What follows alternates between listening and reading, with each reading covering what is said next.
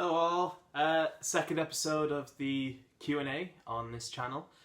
Yes, I'm kind of going back on a promise already when I said that I'd do these weekly, but from the future, at least once a month, starting from now, there will be a Q&A, and I will make a post on either Facebook or I will release a video stating as such, and any questions that are brought in, I will add to this little pot that I have here. It's already got some questions inside.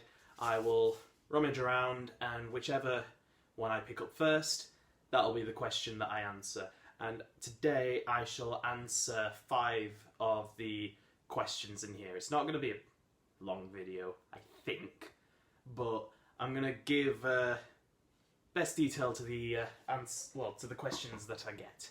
So start off with the first one, shall we? Let's go. Okay, so this one is describe your creative process. This one's a bit of a tricky one for me, I suppose, but the way I look at it, I already know what my character is, but I suppose you're asking how did I create Remus Kane.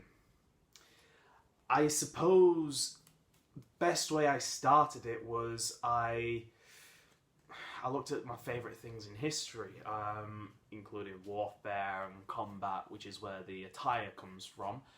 I sort of based it off of wrestlers that I was already infatuated with in terms of the characters, like Randy Orton and the Monday Night Messiah, well, now the Friday Night, the SmackDown Savior? I don't remember, it's probably the SmackDown Savior in Seth Rollins now. And I gravitated towards those kind of characters. I take inspiration from things, but I don't just copy them. I like to create something new with it. I wanted to create something that's not been seen before. And with Remus, I thought, well, I can have these sort of cultish vibes coming off of him, but he's got a sense of honour.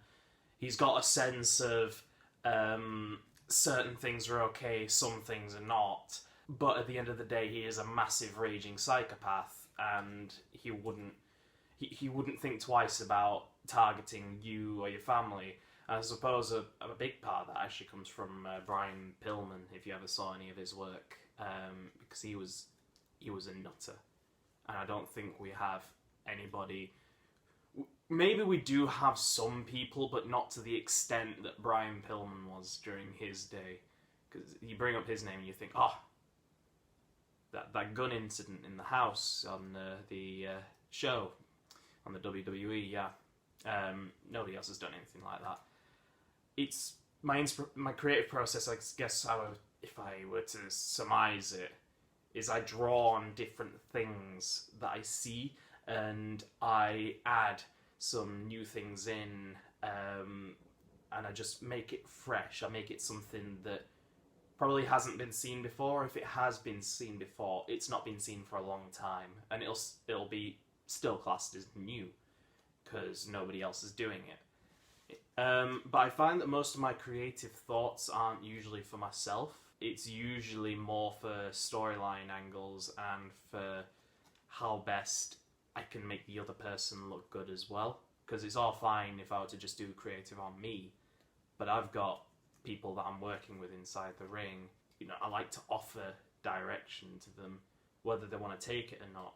That's their choice. I mean, some of my ideas are probably really bad, but I like to think, how can a character be elevated beyond where they are at already? How can they become from here to up here and get other people noticing them as well? Because it's fine if I just wanted to be selfish and I just wanted to go, oh, well, I'll just make it all about me.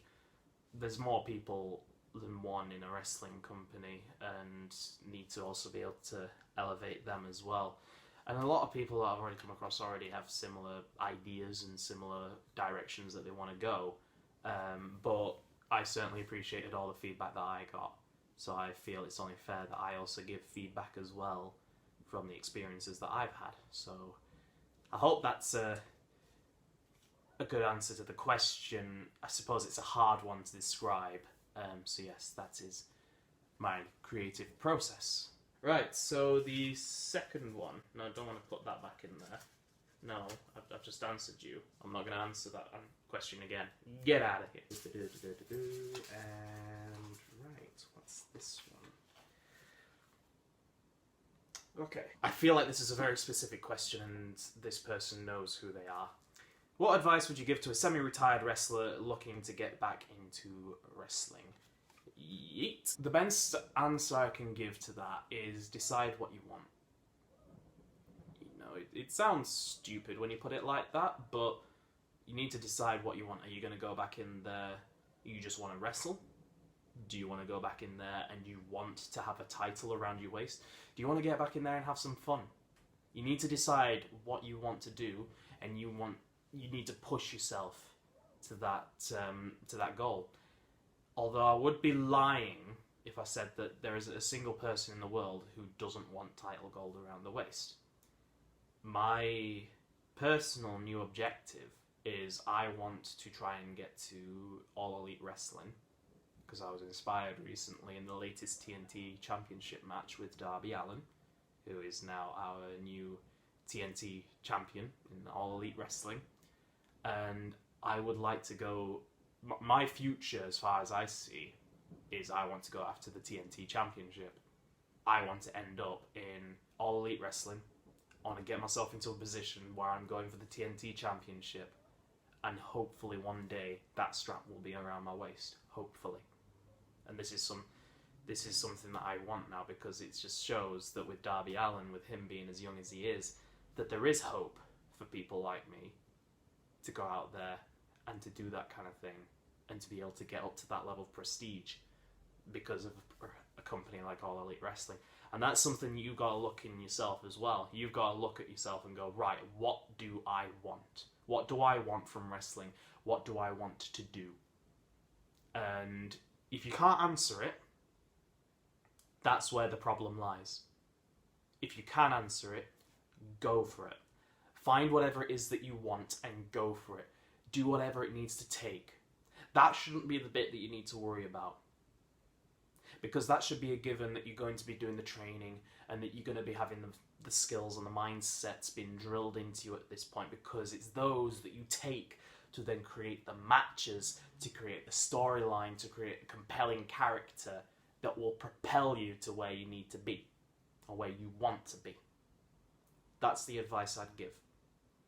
Normally people say, oh, training and this and training that. You can have the best professional wrestlers and they have the best amount of training, the best amount of exercise outside of it, but a lot of them are directionless. They don't know where to go. You need to decide what you want and get it. And that's exactly what I'm going to be doing. It's what I advise everyone else who wants to be serious about wrestling, who is looking to elevate themselves to a position where they are on live TV, or even if it's just pre-recorded, because pre-recorded is the way to go if you're in WWE. I don't blame them. That's just a little light jab. I think that's the way you need to go. Good. Next question. One day, because I'm only doing 5, I'm going to have some left over in here. It's probably going to be full. I'm going to need a bigger one. I'm kind of eyeing up this fox over here. Yeah, I'll show you this fox. Here we go. It's a fox. Yeah, it's a fox. And let me just. There we go. And you can see inside. It's. I don't know why I decided I wanted this. I just decided I wanted it. So yeah, I have a fox. Yeah, and probably when I get enough of those, I'm just gonna stuff them all in here. I'll just be like, do. Haha. So yes, fox. So back to being serious for a second. Right, so this one, is this my third one? Yeah, it's my third one. Favourite WrestleMania match or matches? There are 2, in terms of ones that I've watched, because I'll admit that I've not seen every single one. Oh, hold on. Yeet. I'd be lying, and I think a lot of us would be lying, if we didn't say that Shawn Michaels versus The Undertaker is two of the best WrestleMania matches out there right now. And you can go onto YouTube and you can even watch one of them for free. And it's honestly, I can never get bored of watching those matches that they had. Honestly, it's just the amount of character work that went into it and the amount of build-up and the payoff for both of them. The first one I think was slightly better than the second one, but both of them were just brilliant. The amount of story that went into this, and the amount of emotion that you feel. You want Shawn Michaels to win, but you always felt like the Undertaker was always going to come out on top, no matter what happened. You wanted Shawn Michaels to win, and it didn't happen. But were you surprised it didn't happen? No. And that's what I loved about it. Both of them could have easily won those matches, but only The Undertaker did. And it made sense. The Undertaker wasn't going to be beaten. I mean, sure, there were wrestlers in the past opportunities who had been given the right to defeat The Undertaker, but they chose not to because they didn't feel like they were worthy of it, and they felt like they needed to go on for longer. And the fact that it went on for as long as it did is just legendary. And with it coming up to Survivor Series as well soon, I felt it prudent to talk about The Undertaker like that. He's honestly one of the best wrestlers that there is on the planet. It's a shame they'll be retiring, although I feel like with the WrestleMania looming around the corner, we may see him in one last one. I'm honestly not sure what to feel about that, but I suppose that's for if somebody wants to send me a question about how I felt about that, then hey, it's Q&A for a reason. But anyway, yes, Undertaker versus Shawn Michaels, although a close second would have been from the recent WrestleMania with Kevin Owens versus Seth Rollins. Because, honestly, they knew what they needed to do.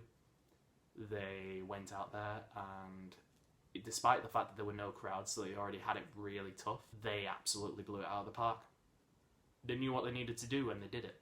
And I absolutely respect that they were able to take a really bad situation and turn it into one that was pretty golden, to be fair. I mean, that bump that Kevin Owens took from the top onto Seth Rollins was on top of the sign, if I remember. That was mad.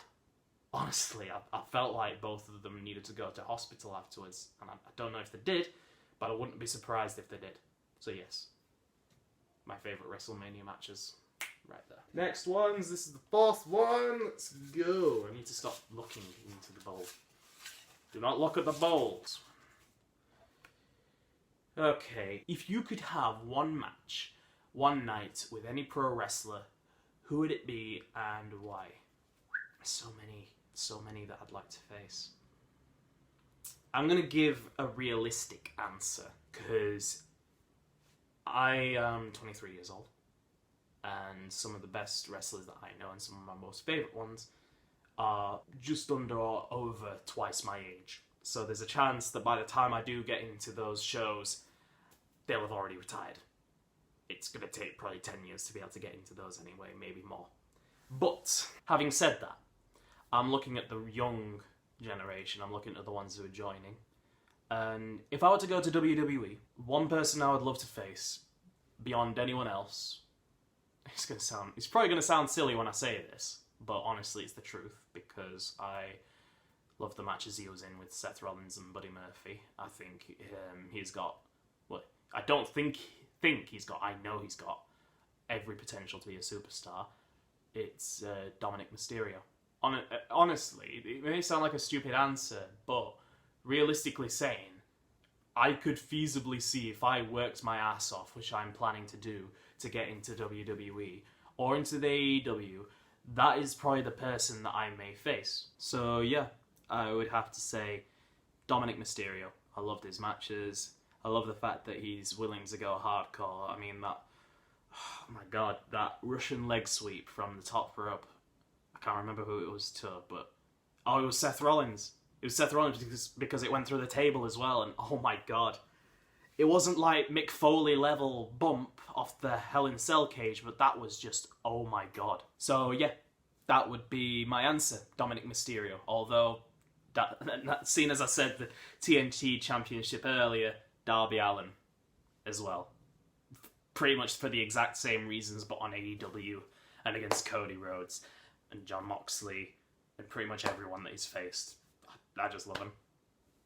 No reason not to, really. Last question! Stop looking to the ball. Stop! Right. And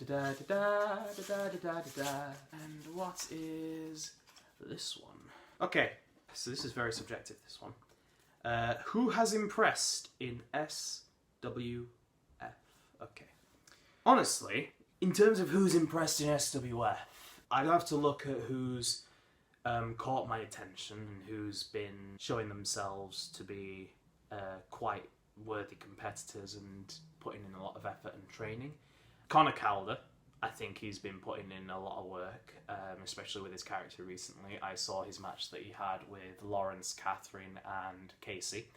Casey's another one who's been improving, and I've talked to him about it, and he's happy about that. I do think he's improving. I think there's still a few spots that need to be sorted, but I'd say the same about myself. You know, there's plenty that can go through, and I'm sure there'll be some for Connor, but in terms of impressing me with his character development as well, because those promos he's been releasing were very good, and I also liked a little thing that he did on a post that person who's the Hood, now the Arcade Knight, made. He made a little video and he basically was just drinking a cup of tea. It was a short mini promo, it was only about 20 seconds long, but it told you everything you needed to know about his character, which is now this very almost vindictive, slightly overconfident, but very skilled individual. And I do appreciate that in a wrestler and also as a character as well. I think if someone can pull it off, it's the really interesting characters to see. Dylan Pickin, for the sole reason of, in his third, maybe his fourth match, I think it was his fourth match that was with me, he took some quite nasty bumps. He took some quite painful strikes, and he still kept going. He didn't complain, and like Casey did with me, he shook my hand afterwards. And he's shown himself to be a pretty good workhorse when it comes to that. He wants to progress to professional wrestling as well, and I'm going to say to him, good luck with that, wholeheartedly. I hope you do well in that, and I can't wait to see how your career unfolds. You'll be going pretty much at the same time as me, and you have 6 years advantage on me. I'm 23, but you're 17. You've got a lot more ahead of you than I have. I've missed out on 6 years of this, but I hope that one day we'll end up in a promotion, hopefully together, and we'll be able to do something similar to what we did at Redemption, but with a lot more cameras rolling and with a lot more people watching. Who else is impressed? When I say I'm discounting any of the older generation of SWF, I'm not saying that I'm not impressed with them, but I'm keeping it specifically to the people who have most recently come in. I would have to say, actually no, I'm gonna break the rule with this one, and that's with Will, the guy who was the Hood, now is becoming the Arcade Knight. He didn't make a verbal promo, but he made a written promo, and in that promo, he basically just laid his character out. He laid his heart out.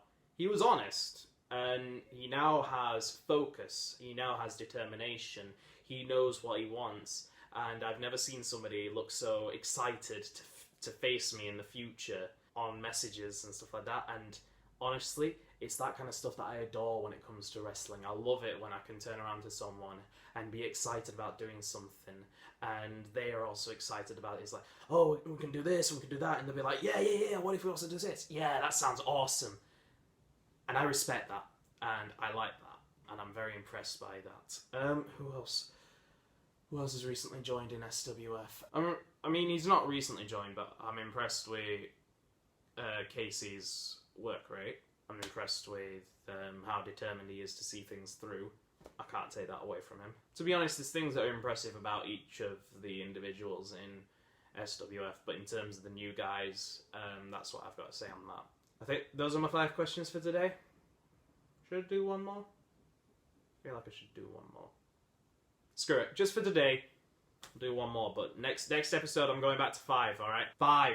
On 5 only. You get a special for today. Stop looking in the bowl. Right. Okay. Where do you see yourself in 10 years? There we go. Hopefully in a professional circuit. Hopefully in places like Impact, AEW, WWE, maybe New Japan Pro Wrestling. It depends on a few things happening. Scott, out there, wink wink, nudge nudge. But yeah, it's a short, simple answer, but that's hopefully where I can be. At least I want to be able to get into NXT UK. At least. That's where I want to be. So that was it for today's Q&A. I hope that's been informative.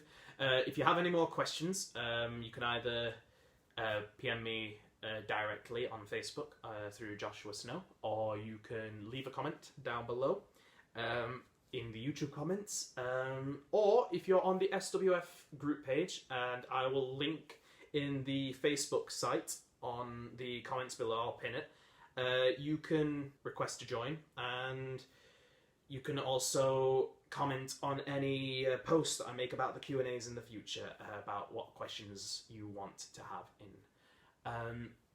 That's it for this one.